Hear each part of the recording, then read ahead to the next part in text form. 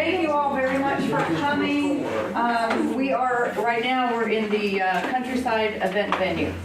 If you've never been here, it's a great room. It has all set up for Wi-Fi and lovely stuff. This is movable, so if you have a presentation or something, a lot of people do baby showers in here, everything from business presentations to baby showers. The website, if you want to do anything here for this event venue, is Countryside. It's www.countryside.catering. That's it. No .net, it's a great little location. You can move the tables around, put them together, do all kinds of stuff. They are co-sponsors of our Women in Business event, so I want to thank them very much for providing us the spot today here and supporting what we're doing. Thank all of you for coming, taking time out of your day. We're going to have a panel of 3 lovely ladies today. I worked for several years out of the county when I was living here in the county, and I had the good fortune of landing a job here and took a link class, which is run by Miss Juanita Doggett, and learned so much about just the wonderful people here, what was going on, innovation, spirit of cooperation. There was just so many things going on, and I started falling in love with my county. I had lived here for 11 years, and all of a sudden it was like, wow, there's all this great stuff here. So I kind of caught that little energy fever, and I've been working as the chamber project manager to create events for women. So this is one of those events. And we have here, I'm going to introduce the ladies really quickly, and then I'm going to send you all to go get your food, and we'll get started. Rachel Withrow has Crooked Door Coffee House, which I'm sure, who has not been to Crooked Door Coffee House? Okay, that's what I thought. She's going to tell us her very unique story. And everyone has a different, they're coming from it from a different perspective, and that's what I really appreciate about the panel, is that they all have a different perspective coming into entrepreneurship, and that's going to be valuable, I think, to everyone here. We have Nancy Spencer, who owns Spencer's Hardware, and who hasn't been to, I buy all kinds of stuff. And we have Annette Bryant, who owns the local radio station, which is, Debbie, help me out here? B-R-N. No, I was like, I always do, like, dyslexic. I'm like switching the letters, so thank you very much. Blue Ridge Mountains. There you go. There you go. That's nice. And then what's your time? And 12:50. okay, gotcha. All right, and we are AM 12:50. AM 12:50. Again, I want to thank everyone for coming. We're going to go ahead and start while y'all are eating. I wanted to quickly go around the room and introduce yourselves. Just say your name, and if you're from a business, you can name your business. If not, a resident, whatever, just real quick. So if we want to start right here. Sandy, worldwide recognition. Dana, Idle That's right. Lisa Garcia, Indigo Nature Retreat. And just real quick, Indigo is an acronym for Immersion in Nature, designed to inspire growth. Cool.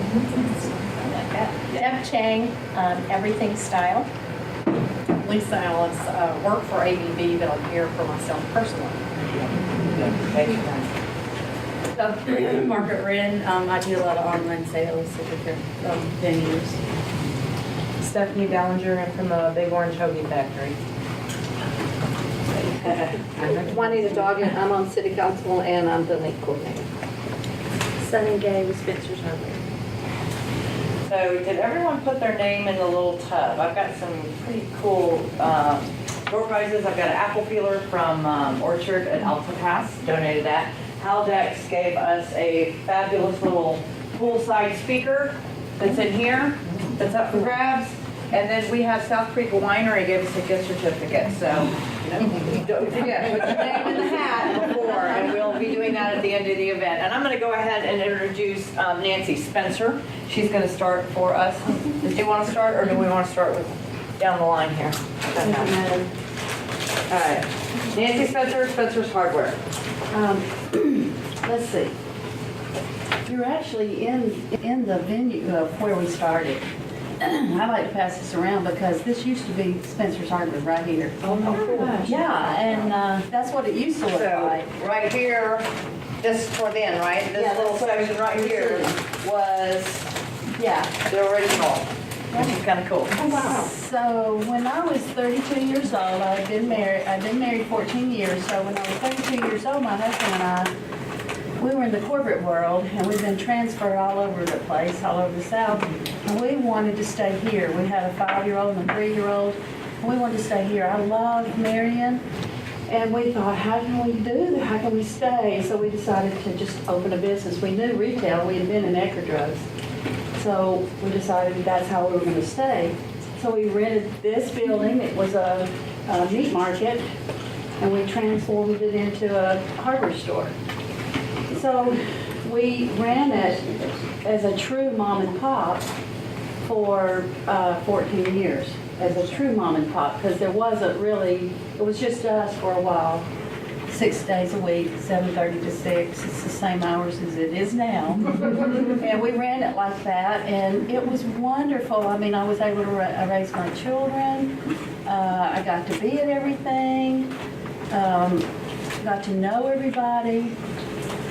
But then it kind of goes in another direction that I need to tell you about, because it might be significant to you at some point, or it might be an inspiration. I don't know. It may come out wrong. However, after we were in business 14 years, my husband decided he wanted a divorce. So and I would say, to be honest, for like a year, I had to go through this shock time where I was in shock. And I didn't know, I was just a little bit nutty, to be honest. I was depressed and all these things.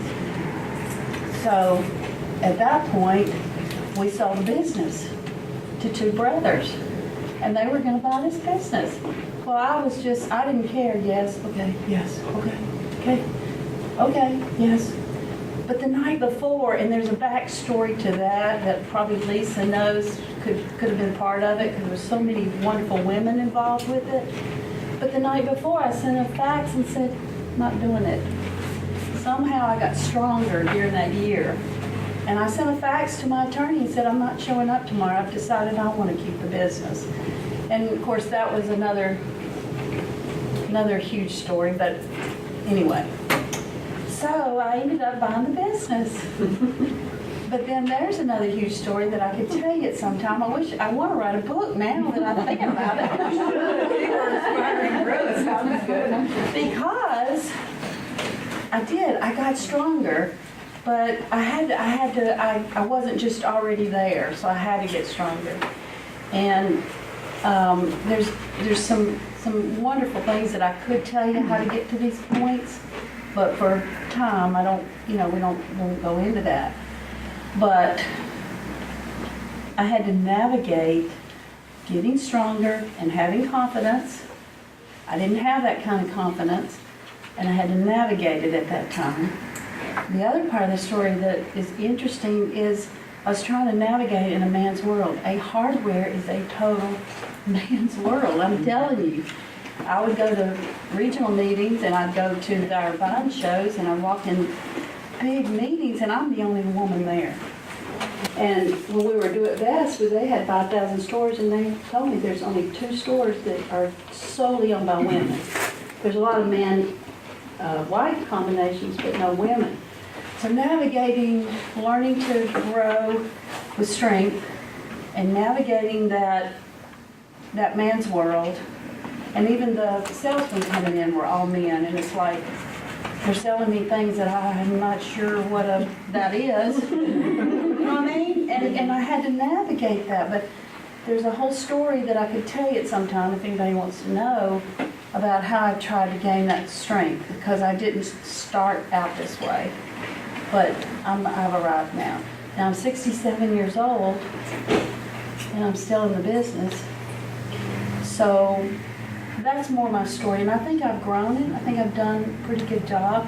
There's a difference in a woman running a business, and we could talk about that, because I was more in, it was all about, this doesn't look, I wanted it to look nicer. So we renovated the whole inside and the outside. But I was focused on things like that, and that turned out to be successful. So that's sort of my story.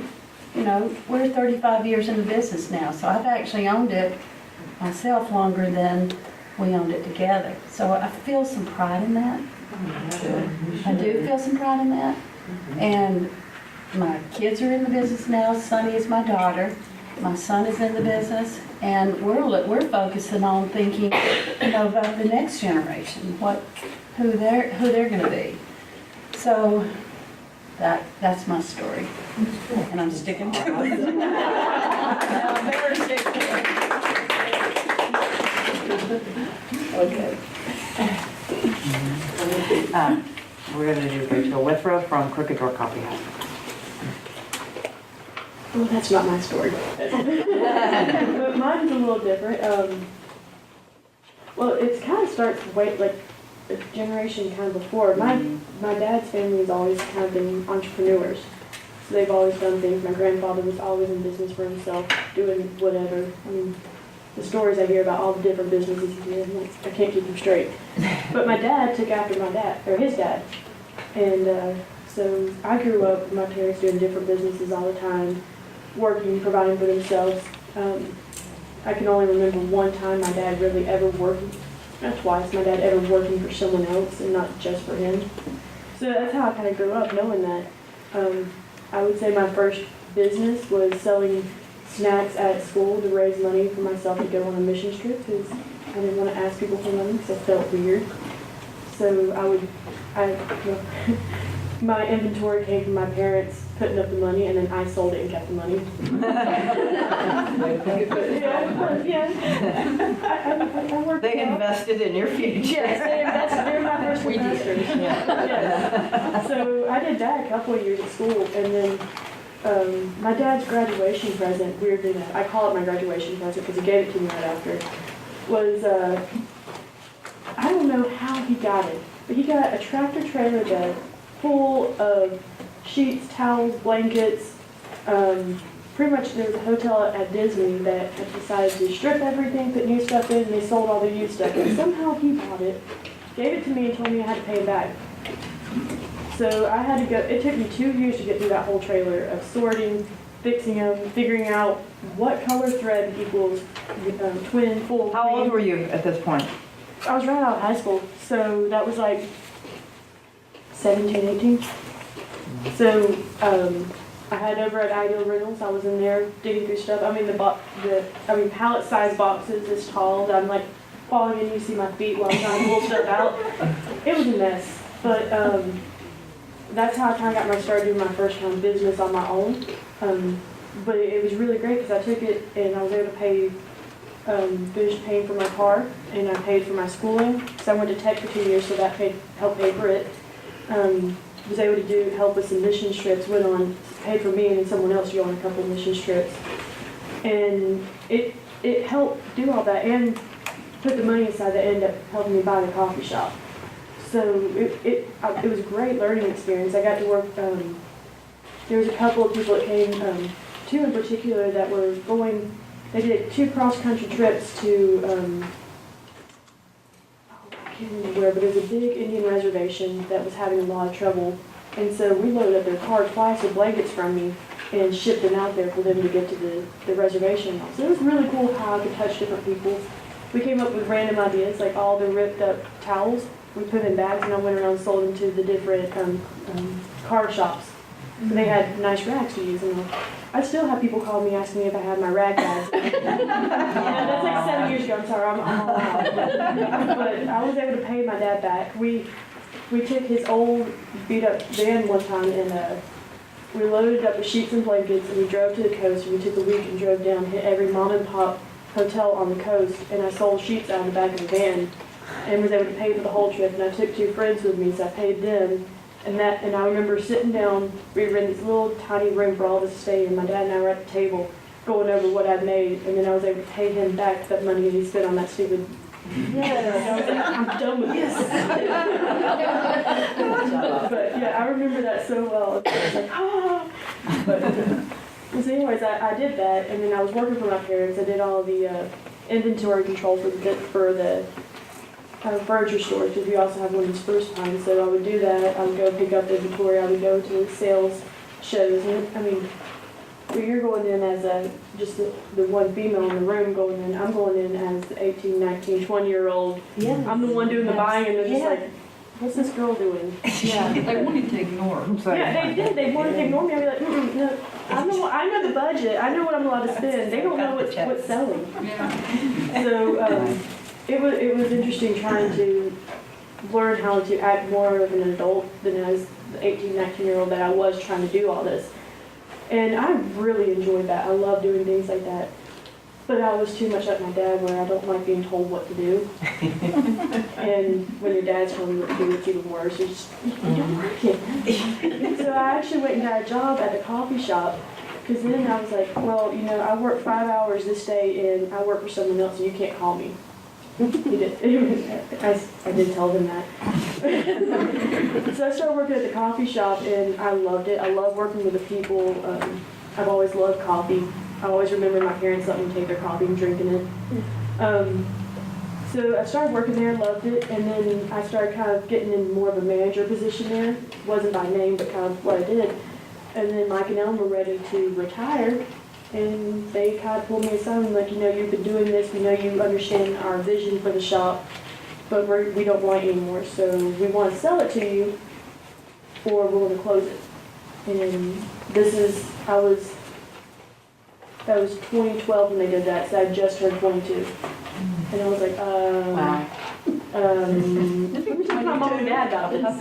Yeah. So I went to talk to them, they were like, well, are you sure you want to do this? Is this what you want to get into? I'm like, well, I don't want to see the coffee shop leave. That's where I met all my friends. That's where we hang out. That's the only place in town we can hang out, really, especially for young adults. I was like, I'm going for it. It's like, what's the worst that can happen? They're going to close it down, so I'll just close it down. So April 1st, we hadn't told anyone. Previous to that, they had had me start doing the book work and everything, so I had 6 months almost to understand what I was stepping into. And we had a music event, and then Mike gets up and he's like, and by the way, guys, I sold the coffee shop. And they're all like, oh. And then I walk up and he's like, I sold it to her. And no one believed him. So that Sunday, I go in, I change up the shop, put furniture in it. The next day, people walk in, they thought it was an April Fool's joke. No one believed us. So about a month later, it was finally cooking in people's heads. He's not in here, Rachel's running it. And so that's how I started. And it's the same thing of trying to get people to understand that I want to present myself as a business owner and everything else. Yes, I'm young and yes, I'm stupid, but I want to try to do this the correct way. And so I learned from my parents and everything else. And it was also, when I ended up taking over the business, I made it clear that it was me personally taking it over. It wasn't my parents. It wasn't anyone else. I was doing this on my own because I've always had this drive that I want to be able to provide for myself. I wanted to prove that I could do it myself. I'm single. I don't have any. I mean, I have to do it on my own. I want to be able to do that. I want to make sure I can prove it, Got it. So anyways, so I took on the shop, and so it's been a growing. April was 5 years that I've had it. We've grown every year. I went from firing everybody except for one person, or 2 people, which one of them I ended up firing 3 weeks later, and another one about a year later. In 2 years, I fired 6 people. Most of them were very close friends of mine that I got to know. I mean, it was a big learning curve for me trying to understand how to do all that. And now we're at 4 employees, or 4 almost, I would kind of count them, or 3 kind of full-time, 3 part-time, and I just hired on another one. So we're changing it up. It's growing and it's fantastic. But it really didn't grow without the community that was a part of the shop. So that's kind of where I am. Congratulations.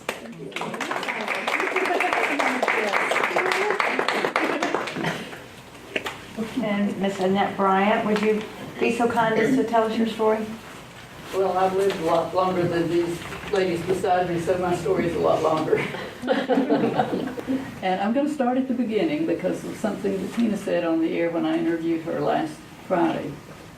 On the air, we were kind of discussing whether we are a product of our environment or a product of our parents and our ancestry. And it really set me thinking all week, we're both. But maybe some of us have more, can identify more with one side than the other. I certainly can identify with my parents. I was the oldest.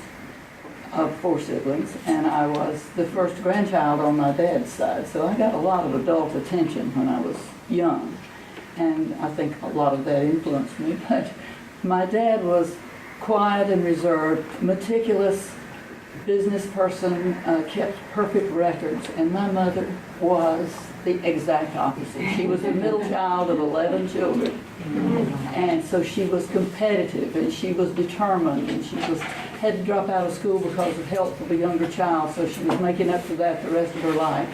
Her vocabulary would just blow you away because she learned a new word every day. Things like that influenced me as I was growing up. And that aunt and uncle and grandmother that was so determined I was going to do things. I grew up with a lot of confidence. I had strong women from the beginning. And so I've never known what it was like not to believe I couldn't do something. Can't is just not in my vocabulary. But I met this guy when I was 15. And when I was 18, we married, had a child before I was 20. He always wanted to go to school, and I always wanted him to go to college. And so we moved 19 times in 15 years. Over the first 15 years of our marriage, he always was going to college. I was always getting a job somewhere. Different kinds of jobs. I worked bank teller. I worked as a secretary to various kinds of businesses. When I was expecting my first child, this was in 1958, times were very different then. You had no rights. I was asked to, they laid me off the minute I told them that I was expecting because I might not qualify for insurance or whatever the problem was that they used. So I went to work for Manpower, Lisa. And that was a great experience because I worked 3 or 4 jobs a week in different places. Lots of experience with dealing with people and kinds of work, from a plant job to a secretarial job. I worked for IBM for 3 weeks one time doing perfect type. That was before the days of printers.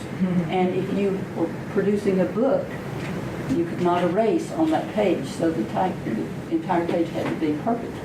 And I was a pretty good typist, so I kept that job until the book was finished. Lots of interesting things along the way. And during those 15 years, we had 3 children. And then they started school, and we said, oh my goodness, these children have got to have a home. So we came to Marion in 1970. And I was born here, family here, although my folks moved to Charlotte when I was 10. And so I grew up in a big town, but had the roots and the anchor of Marion in a small town and a solid family. So we moved here, and the kids went to school, and I was bored, and so I went to work at what was called a Merrimont. That was before Universal Furniture. It was owned by Henry Don, which no longer exists. So we're going way back to 1970, remember. And after a while, that bonus kid came along, and I decided to stay home. He was 18 months old, and I was listening to the radio, and Sid Kerrigan, the announcer that had been on forever, announced that he was having a class at McDowell Tech in announcing radio, just radio. And I thought, gee, that would be fun. That would get me out of the house. So I attended Sid's class. Well, this was during the CB era, and everybody in there wanted to learn how to use a microphone. They could care less about radio, except me. I really wanted to know about radio. Sid was wonderful. He took me under his wing, invited me up to go on the air with him, not go on the air, but be with him on the air at 5:30 in the morning as he prepared, and really taught me a lot because he knew that the station was being sold. And he arranged for the new buyer, Jim Childress, to meet me. And so in July of '76, I started working for Jim Childress, but there's an interesting little bitty backstory. June 30th of 1976, the prison fire, well, no, let me start back. June 30th of 1976, the afternoon guy did not show up for the old station. This was their last day as owners. And they called me. I had learned enough to be on the air by then, and they asked me if I would fill in for them because this guy didn't show up. Sure, I would go. It was not hard. It was mostly taped music. And that was the night of the prison fire at the old minimum security prison. I remember that. And 11 inmates died. you can imagine the phone ringing off the hook. Here I am, first day on the job, didn't know, listening to the scanner. I called the owner and he, or the manager, and I said, what do I tell him? And one of the best pieces of advice I've ever gotten, he said, you don't tell them a damn thing because you don't know anything. You only know the scanner side. That has guided me through all these 40-some years in radio. You don't put it out there until you have it firm and you know it's a fact. So that was one great experience, was that first day on the job, trial by fire. Went to work the next day for a different man, for Jim Childress, who was buying it in the office, but knowing that there would probably be somewhere along the line, I had taken a course at McDowell Tech in radio. And at that time there was an emphasis on electricity because you had to take a test to have a license to be an announcer in '76. Passed the test, and very few did because they didn't understand the questions about electricity. Well, my dad was an electrician, so I had absorbed a little bit. And anyway, passed the test, so got the job. And it just went really fast. He put me on the air, said, you're going to do a show called Anything Goes, short interview show. I didn't know what I was doing. I took a tape recorder and went out and asked people if they would just stand and talk to me. And that was my first 6 months of interviews. But that led then to sales right away, and that's really where I've excelled all these years. I'm a saleswoman. My mother, right back to those roots with my mother, she sold everything from plastics to Avon to whatever, because she loved people, she loved to make that extra dollar. And so sales was in all four of my siblings, me and my three siblings, have all been in sales. We've all owned their own business. But,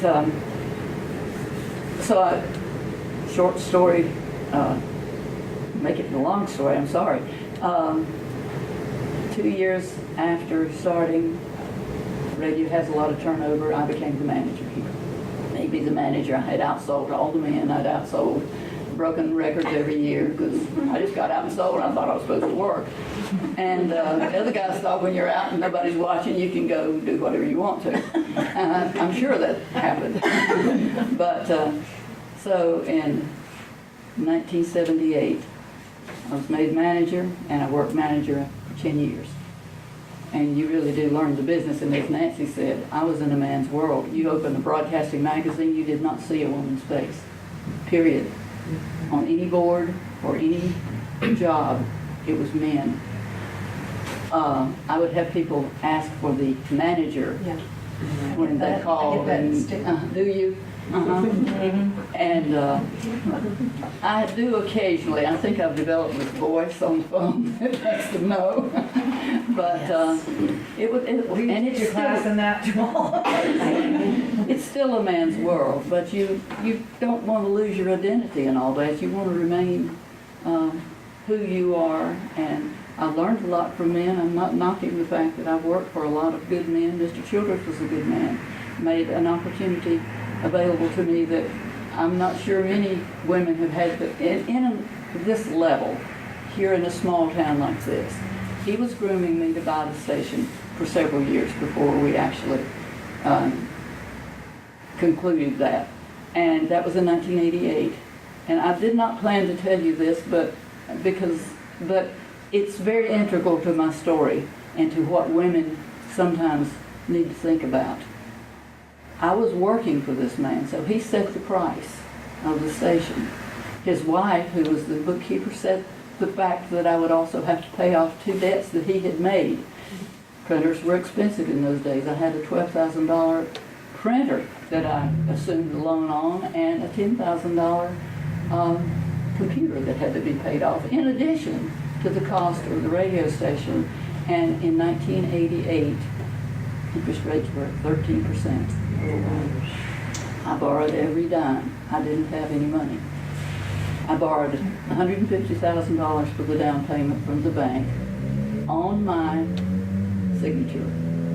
They did not require, this is the difference in then and now, they did not require any sort of collateral. Ed Gent did say, now don't go selling your house for the next 5 years.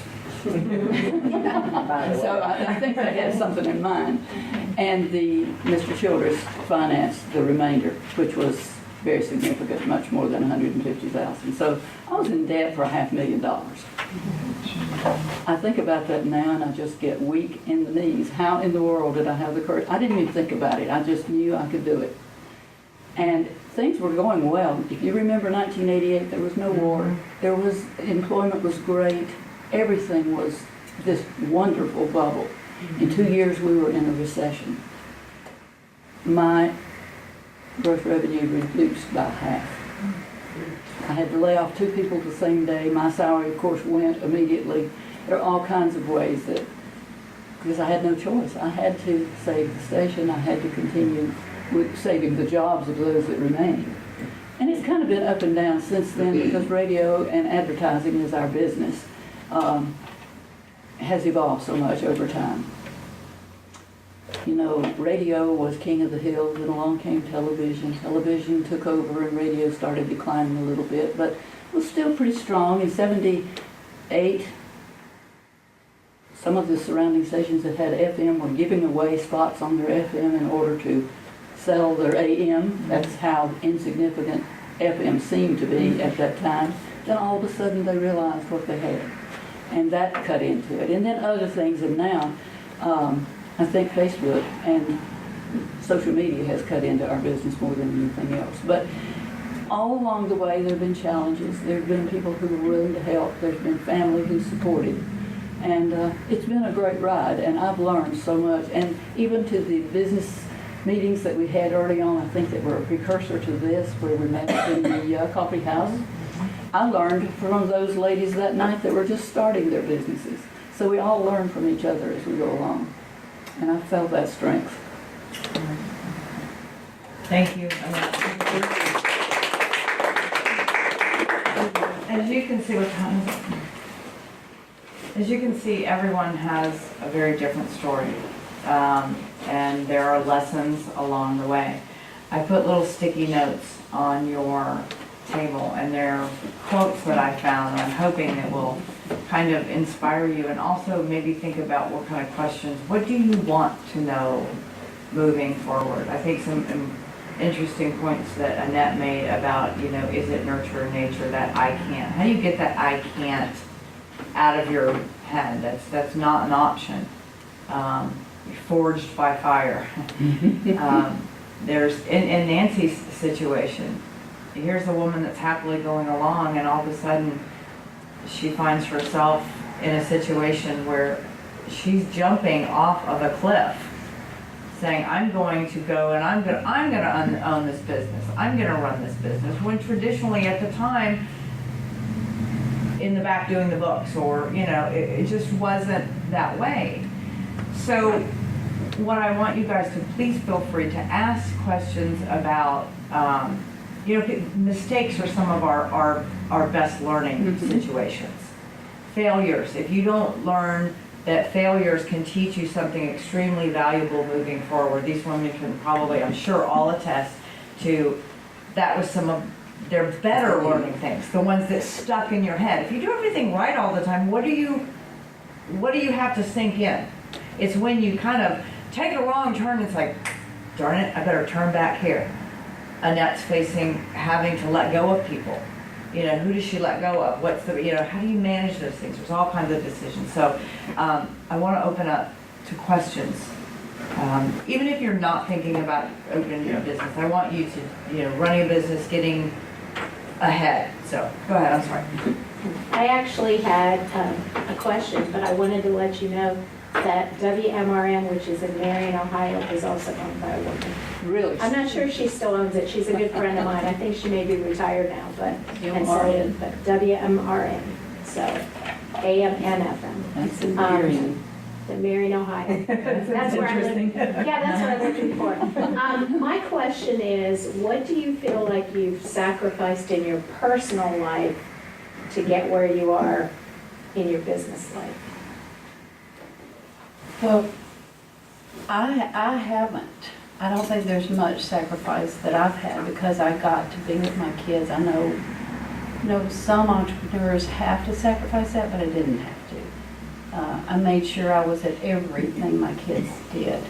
The only thing I probably, when I think about it, I might have sacrificed is I didn't probably take care of myself enough. I think women tend to do that. I mean, there's a lot of things I should have done for myself, but the business kept coming first all the time. And I didn't take any time for myself. And I still don't. I need to do that, and we need to do that, but I didn't. So that's mine. I can address that just a little bit because I did do some sacrificing. Radio is 24/7, and the transmitter never goes out when the engineer is in town, and the electricity goes off at the worst times, things like that, equipment failures. But more specifically, employees just don't always show up on time or when they should. You work part-timers on the weekend, or we did for many years. And so I've missed Christmases, I've missed Mother's Day, I've worked many Mother's Days because often that's Sunday, and so you've got those Sunday morning programs that have to run, and if your 16-year-old says, I want to go to the beach with my friends, you know who goes in and runs the show. So I've missed a lot of family events, but I had a lot of family, and they supported me in that. So this little bonus kid that was 18 months old when I started working had these older brothers and sisters that took care of him. It was kind of a family affair, even though it's from the beginning been my station with my decision-making, right or wrong. I did have a lot of support, but yeah, there are sacrifices that you make, but there are some good rewards too. Rachel, what about you? I think because I started out so young, it was I hit my 5-year mark this year, and I was thinking about all the different things, and when I got out of high school to now, I've done nothing of what I thought I would do. Absolutely nothing. But it's okay. But it also, it makes me wonder, this is your prime time to really grow, and I'm like, I haven't tried doing anything different other than what I've been doing. And I love the shop and all, but it's a very stressful thing for me, I'm thinking about, I've got almost everyone that works for me, it's their only job. So I'm sitting here when I go home at night thinking about, I've got 4 or 5 people that their livelihood revolves around me making sure my shop runs correctly. And it's very stressful to me for that, but it takes a toll on me personally and physically too, just trying to keep myself, like she said, sometimes you just don't take care of yourself enough because you're trying to take care of the people around you. So you have to help them support, because they become your family. And you have to take care of your family with them. And like she said, I've had to go in multiple times, like I'm supposed to be going to do something with my family, or like I've sacrificed a lot of stuff for my family, so I've had to cover my shop. Because I love owning my place, and it gives me freedom in a sense, but it also ties you down so much more, because if someone doesn't show up, you can't just not show up either. You've got to cover all that. You've got to do all the running around picking up the supplies, and it's really tough to do. But I love it. Yeah, changing it. Yeah, We all do. yeah. But I think the biggest thing for me is because I started so young too, and I've worked hard to present myself correctly, that people that are in my generation, the millennial generation, which I hate being but I get told I'm an old soul, things like that, and which I find that as a not demeaning, it's a compliment. Yes, that's what I'm looking for. But it's hard for me to connect with people my age because I'm at a different mindset than a lot of people my age. So it's another thing that I struggle with. Thank you. I'm just curious, I'm Lisa again, but curious, in a startup business, can you all share perhaps a dark moment as you were running your business, when you were having that self-doubt and that, gosh, I just feel like I'm in this all alone. How do I move forward? Yeah, because in retail, there's a lot of there can be cash flow problems. And then there's been a lot of lonely times when I think, how am I going to get the money for payroll? Or is that man going to pay me? How do I get him to pay me so I can pay Paul? Right. Peter pay Paul. So I've had some stress there. but I figured out how to manage it. I figured out how to manage it now.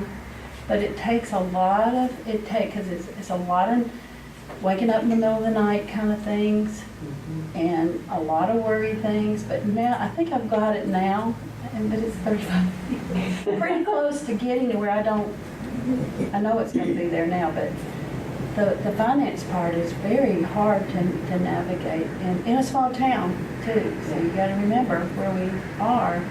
It's very hard to. So what kept you going when you're like going, money? You have no choice. Yeah. You have no choice. And I have It's just that 15. sheer will. I'm like her, like darling Rachel.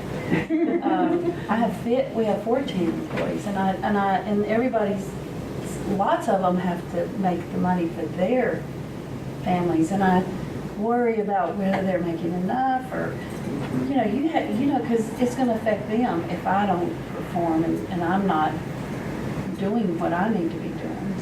So that's and how to navigate. I just have to. I pull from my mother, I could tell you another story about her. She's amazing of what she got through. So I can pull from her what I remember she did through horrible times, and that's all I can tell you. And it just seems to. I'm very. I'm a very spiritual person. I pray, and I do, and I search verses to try to figure out if. So a lot of my strength comes from the spiritual side of me. So that's the second part of my strength. Rachel, what about you? The first 6 months of owning the coffee shop, I still look back and wonder how in the world I was still around. I was having a lot of personal issues at the time, and I took over the shop whenever, and it's one thing, you can try to track the sales and everything, but Mother Nature you can't track her, you can't understand what she's wanting to do, right? The year I took over, the shop wasn't doing good. We were very slow, barely making ends meet to begin with. But then that summer, from May until September, there was only a week's worth of days where it did not rain. At some point. I know that year. I remember that year. Yeah, that summer was one of the hardest years. It was hard because that's our slow season to begin with. Yeah. And then it was even slower because of the rain. So I don't know how, money-wise, it was so difficult to try to stretch $1. I know I was trying to work for my parents and run this business where I was making pennies to be able to support myself and trying to pay my employees to make them work. And it was one of the absolute hardest times in my life trying to figure that out, because I personally felt like I was just falling apart, and then I'm trying to keep it together, to keep my business together, and trying to, again, promote myself as a businesswoman who's got her head on straight, which I totally didn't. I'll be honest about that. But it did. The first 6 months was one of the most trying times in my life, just trying to figure out how to deal with all that. At 22. Yeah. Right? Yeah. That's amazing to me. Yeah. So it was a hard ride. But then this past year, wintertime from September until January is usually our busiest time of the year. Well, now the weather's changing again, and it's been so warm all the way up until around Christmas time, even past that. We had our slowest Christmas we've ever had, our slowest fall season. And that was a big struggle, because that's when we had to bring in all the extra coffees and all this other stuff to have in little bags. And I was having a hard time making ends meet yet again on those things, because the money wasn't there. I was trying to do as many catering gigs as I could, different things. I'm working all the extra hours to make those work, but things just weren't falling into place at the time. And it's been a struggle until the end of the first quarter of this year. Randomly, we just started getting really busy. We're not busy in the spring. And all of a sudden we're busy. Hey, okay, I'll go with it. But it, like she said, it's just stretching it to make it work, and having a good team around you, for me, my team, I call my team, we're a family, we're a community. We work together. They have to, I tell them, I'm like, look, this is what's going on. So I hope you understand. I'm not, if I seem stressed, this is why. I'm not trying to be, but I'm being upfront with them so they understand. They don't know the numbers or anything, but they know, I'm like, we are tight right now. So don't be spilling drinks. Don't be giving free stuff away, things like that. But they were a big support, being able to have my team there to help me. But also in the background, having like my mom, my dad helping me, my accountant being there for me. Sandy's been a big help. I look up to her and her entrepreneur spirit. Well, me and her have connected on so many things, sat there crying about things, about business. I mean, having people that support group helped me get through a lot of it too.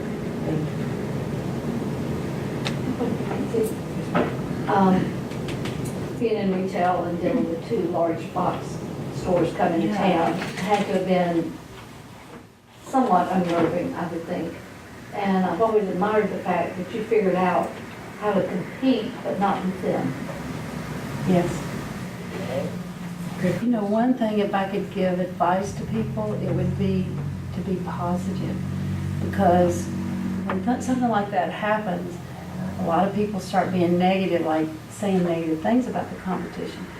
And you've got to embrace it, and you've got to be positive. And especially in our small community, being positive is so important. It will make a difference in your business. So that's it. I mean, I had panic attacks at night, in the middle of the night, but during the day, I was glad. Oh, Bring it on. And the only other thing I'll tell you too about being an entrepreneur that might help you is you have to see these things not as negative things. You got to think of them as a challenge. Mm-hmm. Oh my gosh.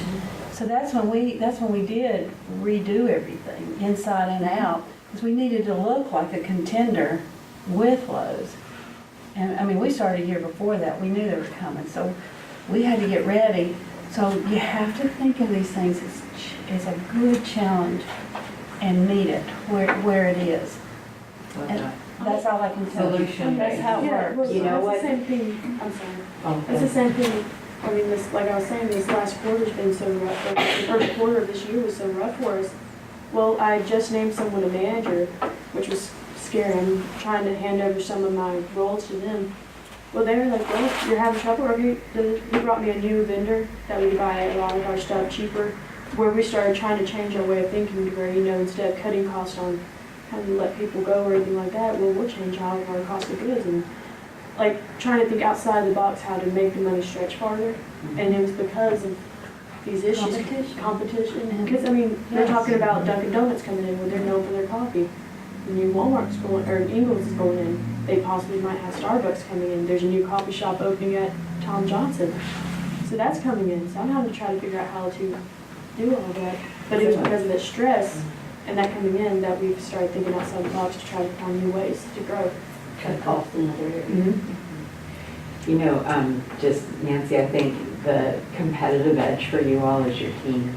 They are phenomenal. And that speaks to culture, that I would tell you if you're starting a business, culture, because you have to establish a culture. Mm-hmm. And that actually starts with the top person, because all the people under you are going to do whatever you're doing. So, that's why everybody has to be helpful or positive and all these things that define us. Everybody has to, everybody. But it really does start with, it has to start with me. Because if I started being negative, here they come. So I have to establish this. And that's a culture that if you start a business, think of your culture. What do I want for my culture? What do I want? And it'll permeate all the way up. I have a question. So sales and marketing is a big part of why you're successful. How have you kept up with the trends that have changed so drastically in the last 10 years? That's a great question, because you can spend tons of money, you can spend a little bit of money. So all we've known to do, we do a little bit of everything. I'll never drop radio. I mean, I do a little radio, I do it all but you have to do a little bit of all, because I mean, what kind of budget would a small hardware have? So we do everything. And I'm worried about, I mean, I'm not worried, but I'm a little bit old school, and I'm so glad Sunny's in the business, because she's that new thinker about social media, which I don't even want to do. I mean, my phone's at home. I just found out my phone's at home. Yeah, I didn't know I had it. See, I've got that thinking. I've got somebody that can do that kind of thing. Because this is a whole new world. I will tell you, when I started in '83, it was the print world. That was the print world. And that's all you had was print world. And radio. I'm talking about like my sales flyers and stuff like that. And when I think about how it's changed from '83, it is like crazy.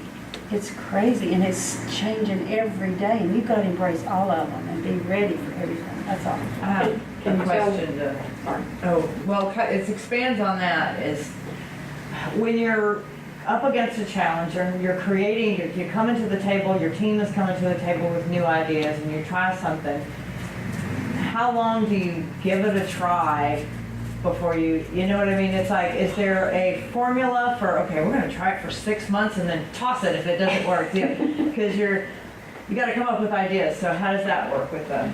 I don't want to dominate it. You want me to say that? This is another thing I'd like to tell you. Procrastination, please don't be a procrastinator. You cannot be an entrepreneur if there's any procrastination in your life. I mean, you have to embrace new ideas.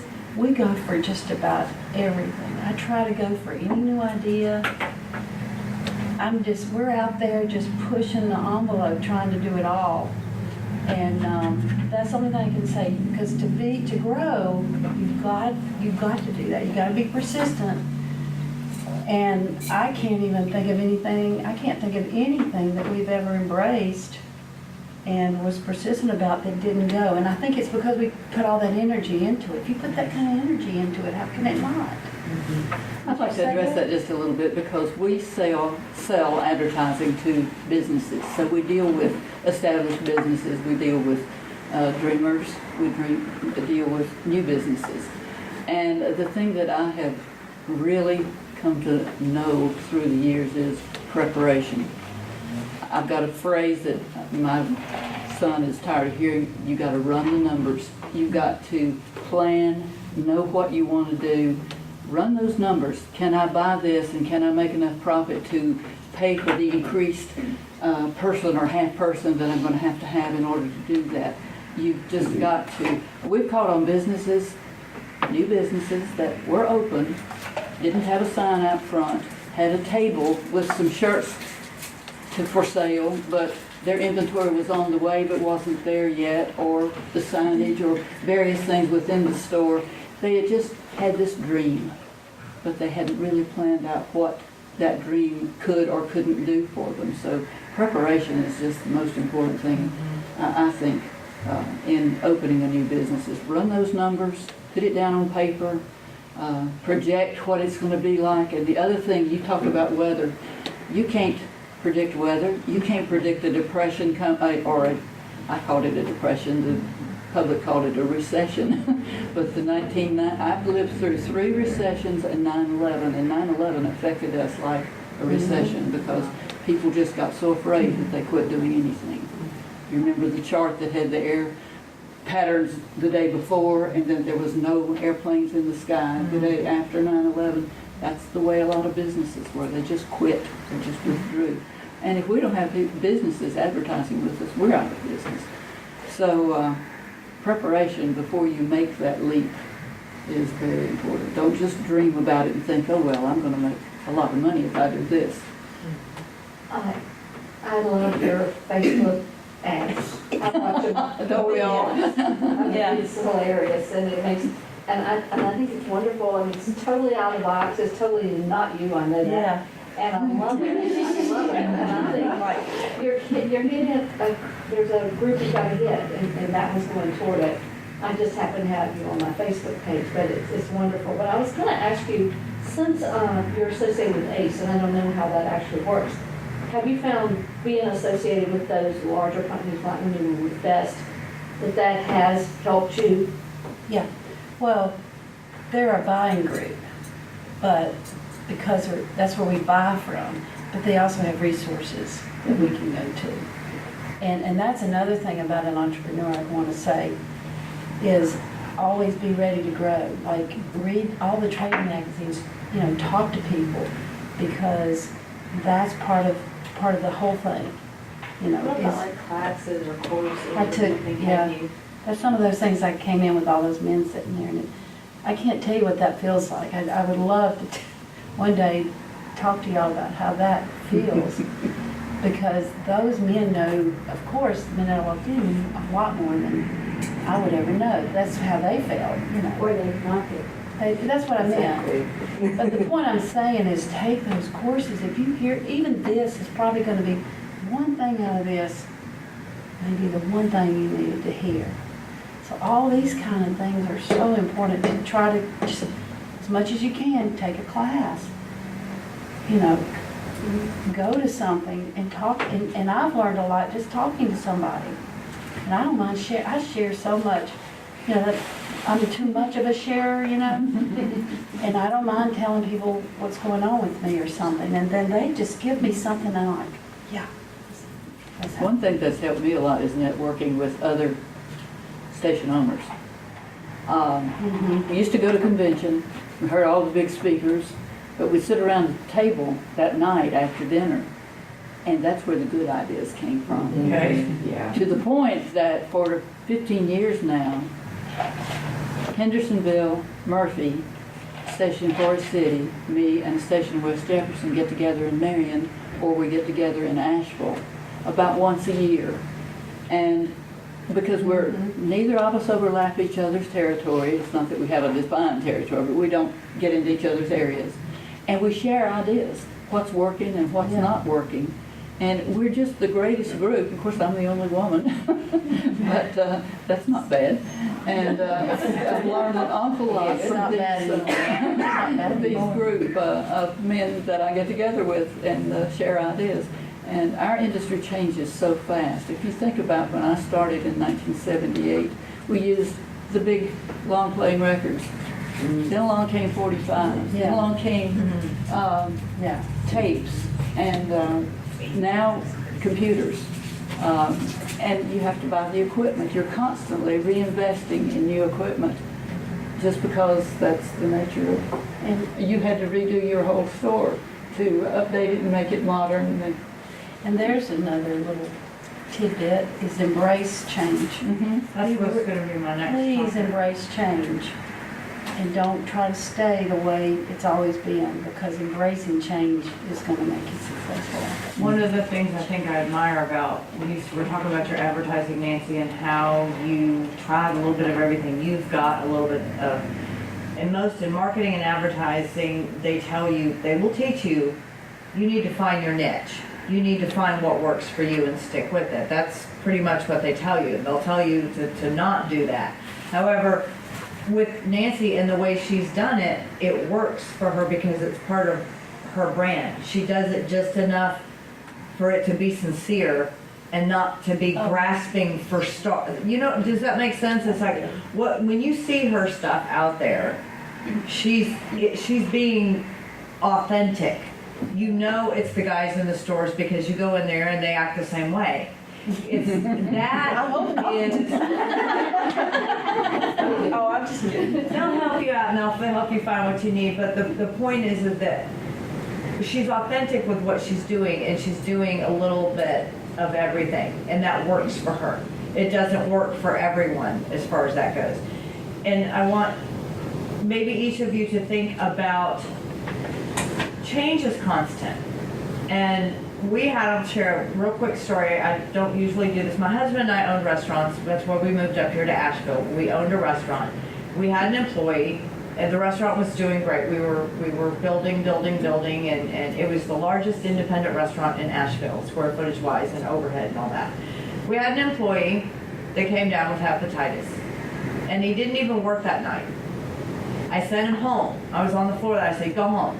Well, it turns out that he went to the hospital later that night and they diagnosed him, and we had to make a public announcement because by law you have to. It shut us down.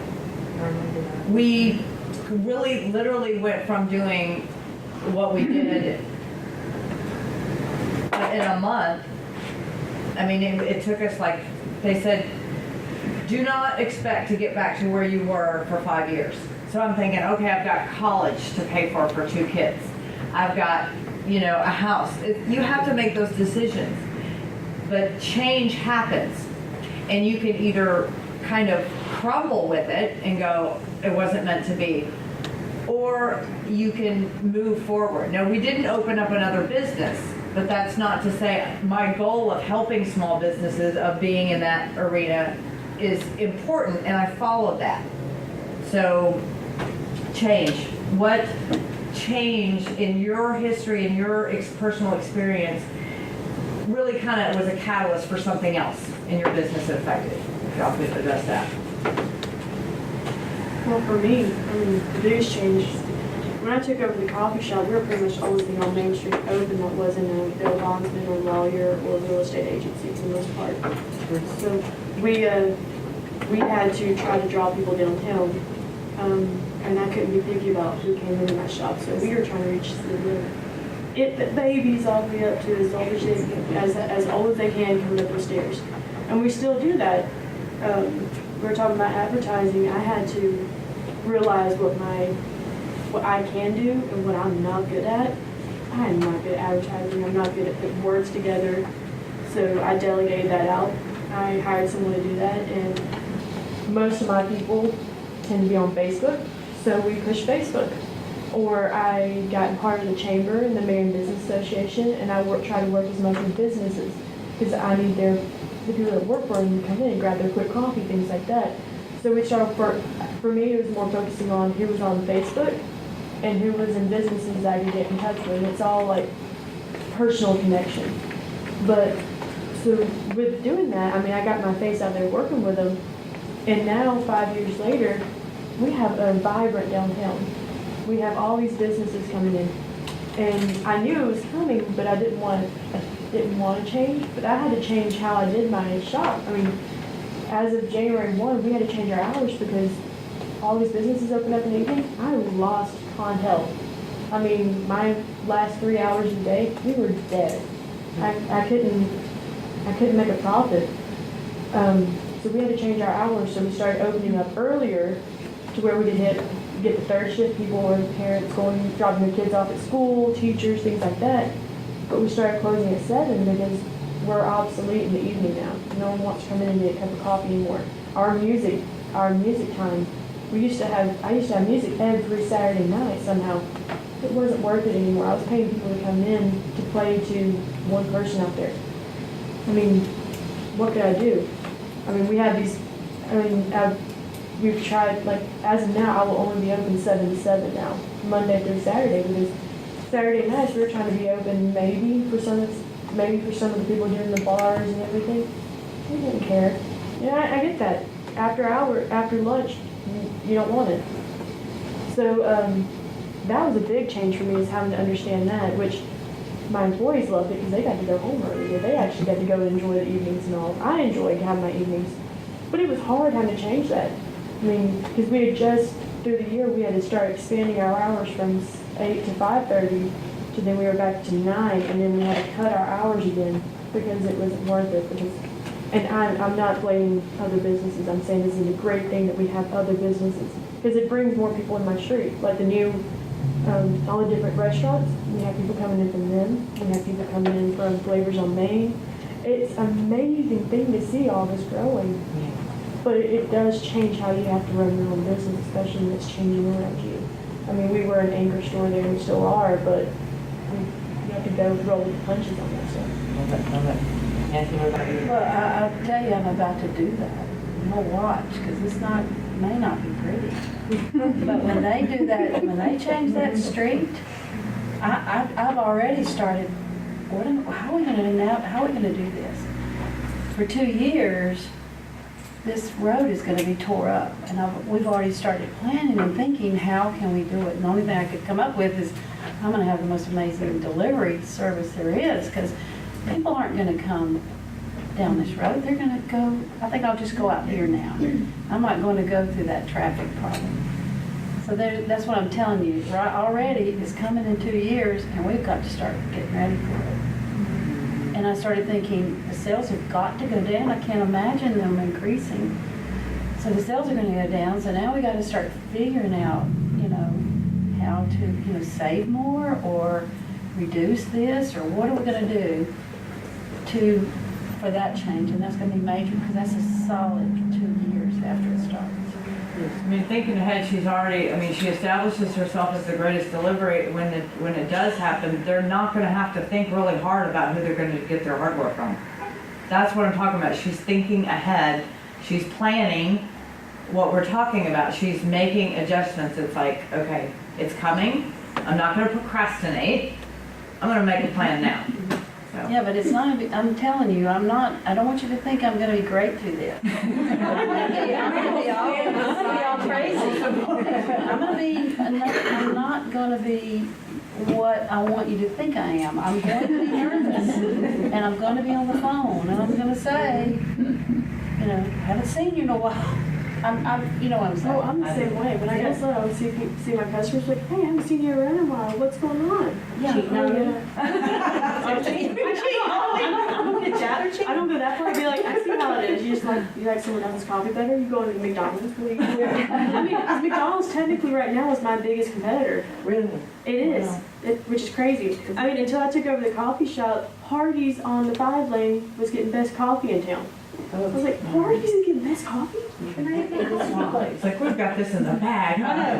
So in my feeling, that I've got to stop and say this, but you sell yourself. See, I want to come to the coffee shop because I love you, and I love the way you're out in the community and everybody. Mm-hmm. And Nancy sells herself the same way. You have to sell yourself in this But community. don't you want to go to the coffee shop because, big part is because of Rachel. That's what's the. Well, Rachel's not there all the time. It's the total Yeah, but it's- atmosphere that she It is, and that's the created. thing is I've tried to, I say that we are there for the unique people in this town, because we have a lot of unique people. And when you walk into our shop, our shop, all judgment leaves. You are welcome as you are, who you are, whatever you feel. We don't care. We're gonna like you no matter what, usually. Polite, right? At least be polite. Yeah, exactly. And so we have all walks of life that come into our shop, and we love four-legged friends. I mean, we have a clientele of dogs now. I mean, I'm dead serious. We do a pup cup for them. You'll sit and watch, and there'll be people that walk past. You will have people. Seriously. Yeah, we are very pet friendly. But that's the only time when I went in there was a dog in there. So anyone looking to start a little pet biscuit making company, come on. Hey, that's a new avenue. But seriously, we have people walking by and their dog will sit down in front of our door until they bring them upstairs, and they come hauling their rear end up the stairs just to be able to get their little bit of whipped cream. But now the customers are in there every day. They bring their dog up, getting their whipped cream, and getting their drink. That's a whole new group. I mean, they know that they can come up there, and it's great because we now have people going up the mountain to go hiking and all, but they always stop in because they can come in, get their coffee, they can sit with their dog before they head on up. I have one more quick question. Can I ask a second one? All right, I found a little bit, after having a business on Main Street, I found that Marion is a tough community to get connected with. Do you have any advice? Because obviously you've all talked about the personal connections as a really important part of starting a business. It's getting your face out there and working with different business owners. I mean, I try to make it a point, especially just because I'm on Main Street, and that's where a lot of the focus has been trying to get that revitalized, to be able to branch out, is I try to go and visit the different businesses. You are both familiar faces. But I try to visit as many other businesses as possible to keep my face in there. So, I mean, it's one of those things, if I visit you, most likely you'll come and visit me eventually. I mean, it works both ways. So I try doing that, but also hitting as many events as I can. I mean, that's where we started growing, is when I made sure that I tried to get the coffee shop out there. If there was a chance that I could volunteer, or if I could sponsor it, or I'm all about bartering. I barter all the time. Like, I want to go to an event, but I can't pay for myself. It's like, well, if I bring a couple pots of coffee, can I come? Sure. But it was one of those things, being creative of how you can be a part of the community. For me, like, whenever someone asks me to sponsor, I'll be like, hey, can I give you a gift certificate? If that never comes back, I didn't spend the time on it. But that got my name out there, so they get it. So every year for the pageant that they do at the Little Miss Mountain McDowell, Glory. Mountain Glory and Little Miss McDowell, I give them $45 in gift certificates. I hardly ever see those come in. But I'm the main sponsor on there because of that. I mean, it's, And it comes to I will say that Yeah. it takes time too. It just it takes does, time. it does. You just keep working at it. But it's getting yourself out there in the community and just letting them see your face and talking to them. Actually creating a friendship, honestly. Yeah, it's a good point. My That little- was sincerity. My little buzz phrase is, it's true here. It's not true in Charlotte. I'm from Charlotte. It's not true in Charlotte. You can have a business and never see a person twice. But in this town, it's a relationship town. People want to do business with people they know and people they like. So you just got to figure out, one by one, you've got to do a relationship somehow. Whether it's joining the Rotary, being part of League, or all these things, it's a relationship. A genuine relationship. Yes, yeah, because people know, I know when people are fake, don't you? I know it right like that. When I think that's what I miss, because I lived in Marion, Ohio, and I worked really hard to get connected there, but I found it, maybe it's me or my age, but I've just found it more difficult, although I haven't been here that long, so. We're getting on our time. I wanted to, Yeah. if any last nuggets of knowledge, words of wisdom that we want to impart on our guests. There are a couple of things that I sort of let be my guide, and one of them, first of all, I take care of my employees. They're the most important part of my product is my employees. I try to set an example of what I expect. If I ask them to work on Saturday morning, I'm willing to work on Saturday morning, whatever. I pay my bills on time. That's one of the most crucial things to a business, I really believe, is pay those bills when they come in. Then you won't spend money you don't have because you've got a stack of bills over here that aren't paid. Some basics like that, I think, are what makes a business successful. Part of what it does, anyway. And a great personality like you on the radio. No, she's smooth. I watch her on the radio, I'm like, oh, how did you do that? Good. 40 years. I guess I hadn't done enough thinking to come up with something really good, but the one thing I would want to say to you is, don't not do it, just do it. What's the worst that can happen? Really, what is the worst that can happen? And I've had to say that a few times to myself. It's the worst. Okay. And if you have questions, come knock on Nancy's Well, door. and you know what? I would say I can speak to them. If anybody wants to talk to any of us, we love that. We love, that would be one of my favorite things. A mentorship, that's awesome. Yeah. Rachel? What was the question?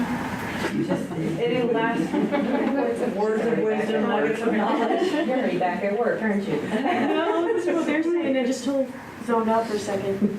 I think the biggest thing that helped me grow is making sure I had a team that, not employees, but almost like a brain trust that I could go to.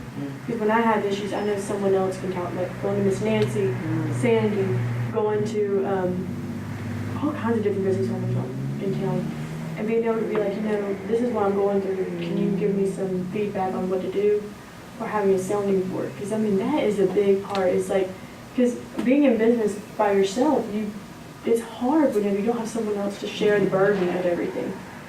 And just being able to have someone there to speak to you or listen to you makes a huge difference. Because sometimes once you get out of your head, you can actually think.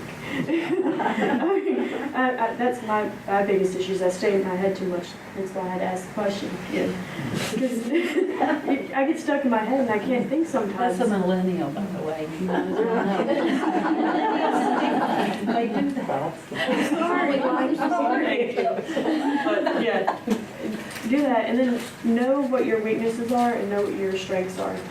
Because for me, what my weaknesses are what I try to divvy out to other people. And one thing that I would say my employees are really strange. They really are. They all have their own unique personality. They all bring a certain extra thing to the business. So when you're looking to hire, when you bring them in, see what other qualities they have. I have one guy that's now my manager, but he's also in networking, so he does all my internet. He used to do management, so it worked out, but he's also really good with the people. Another guy that is an amazing artist and loves mixing things, and now he's my mixologist who makes our new creations, but also does all my drawings and everything. Try to use their other aspects because it makes them feel more connected into the business. More value. More value. If you're trying to do that, because that has made a huge difference. Because other ones that didn't do anything, it was just they clocked in, they clocked out, they didn't have any connection to your business. And you want them to feel connected. All right, who's ready to win something? Okay. My name. Oh, you need to hear me. Okay. So I'm gonna have, we have 3 prizes, so my ladies are gonna pick a card each. Oh, okay. Okay. So they're kind of hard to pick out. What because they're happens if we pick tall. our own name? That's a good thing. Good thing. People lucky to neither. Okay. And you win. No, she picked her own name, guys.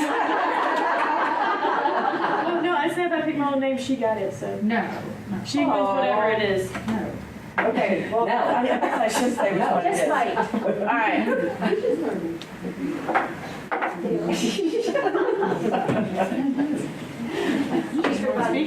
So how You win a free picture. You win. Coffee. Has donated to this prize. It is a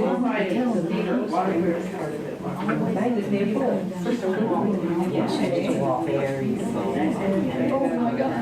Put it right by the bathtub. You know, Thank you. Give her a hand for